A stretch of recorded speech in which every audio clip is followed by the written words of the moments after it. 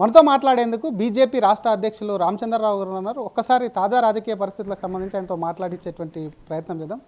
Sir, నిన్న పవన్ కళ్యాణ్ గారు తెలంగాణకు సంబంధించి హైదరాబాద్లో ప్రెస్ మీట్ పెట్టారు. దాని మీద కాంగ్రెస్లు రకరకాలుగా రియాక్ట్ అయ్యారు. ప్రధానంగా పవన్ కళ్యాణ్ వెనకాల నుండి నడిపిస్తుంది బీజేపీని అనేది కాంగ్రెస్ ఆరోపిస్తుంది. ఏం చెప్తారు? చూడండి, పవన్ కళ్యాణ్ గారు మా ఎన్డీలో పార్ట్నరు. ఇక్కడ కూడా మాకు ఆయనతో మంచి సంబంధాలు ఉన్నాయి. మేము గతంలో ఎమ్మెల్యే ఎలక్షన్ చేసినప్పుడు కూడా వారికి 8 సీట్లు 12 సీట్లు మేము షేర్ చేసుకున్నాం. సరే, మన లోకల్ బాడీ ఎలక్షన్స్లో వాళ్ళు సపరేట్గా పోటీ చేస్తున్నాం, మేము సపరేట్గా పోటీ చేసినాం. పవన్ కళ్యాణ్ గారిది ఆయన పార్టీ ఉన్నది, ఆయన పార్టీ నిర్ణయాలు, ఆయన పార్టీ ప్రొసీజర్స్ వాళ్ళు ఓన్గా చూసుకుంటారు. మాకేంటి సంబంధం లేదు. అండ్ పవన్ కళ్యాణ్ మనిషి కూడా ఇండివిజువలిస్టిక్ ఎక్కువ. ఆయన ఇండివిజువల్గా ఆలోచించే వ్యక్తి. ఏదైనా ఆయన ఇండివిజువల్గానే మాట్లాడతాడు. వాళ్ళ పార్టీ సిస్టమ్ వేరే, మా పార్టీలో ఉన్నటువంటి పద్ధతులు వేరే, అంటే ఆలోచన విధానం. ఏమవుతుంది ఇప్పుడు ఆయన మాకేం సంబంధం ఉంటుంది?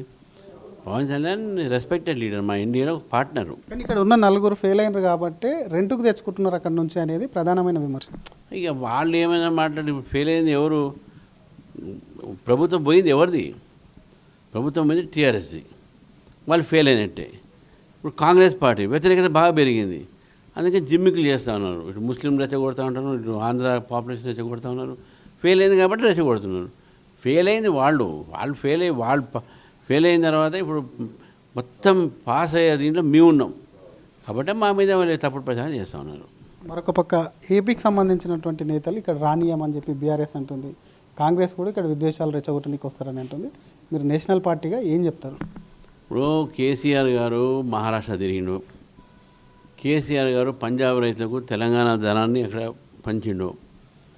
కేసీఆర్ గారు బెంగాల్ పోయిండు, మమతాను కలిసిండు. కేసీఆర్ గారు చంద్రబాబు నాయుడు దగ్గర పోయిండు, మంచిగా ఫిష్ తిన్నాడు, మటన్ తిన్నాడు, చికెన్ తిన్నాడు. కేటీఆర్ గారు స్టాలిన్ పిలిస్తే రేవంత్ రెడ్డితో కలిసి ఆడ పోయిండు. ముందు వీళ్ళు వేరే రాష్ట్రాలు బంద్ చేయమని చెప్పండి, తర్వాత ఇటువంటి మాటలు మాట్లాడమని చెప్పండి.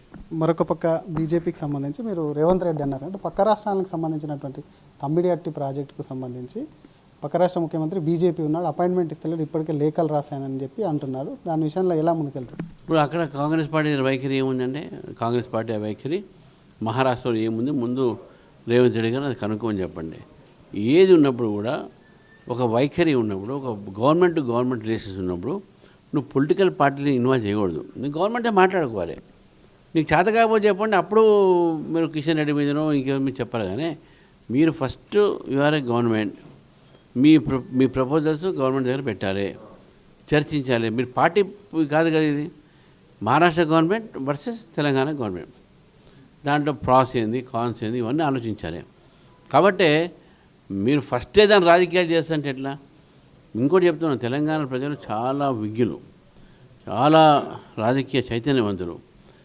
ఎటువంటి ఒక తప్పుడు మాటలు మాట్లాడితే వాళ్ళు సహించరు, వాళ్ళు అర్థం చేసుకుంటారు, మీ రాజకీయాన్ని కూడా బయటపడి చేస్తారు. ఇప్పటివరకు అలయన్స్ ఉంది. వచ్చేటువంటి జిహెచ్ఎంసీ ఎలక్షన్లు కానీ 29లో కానీ పవన్ కళ్యాణ్ ఒంటరిగా వెళ్తామని అంటున్నారు. మీరు ఏమన్నా పొత్తు అడుగుతారు? ఎందుకంటే ఏపీకి సంబంధించి కూటమిలో ఉన్నారు, మీ ఎన్డీఏ కూటమి కూడా. మా జాతీయ పార్టీ, మా పొత్తులు ఏదైనా మా జాతీయ నాయకులే ఆలోచిస్తారు. మేము ఇండియా, ఎందుకంటే మా జాతీయ పార్టీ కాబట్టి మా జాతీయ పార్టీ నిర్దేశం ప్రకారం ఏ నిర్ణయం ఉంటే ఆ నిర్ణయం పాటిస్తారు. మీ అలయన్స్ పార్ట్నర్ ఇండివిజువల్ నిలబడితే బీజేపీకి నష్టం జరుగుతుందని అనుకోరు?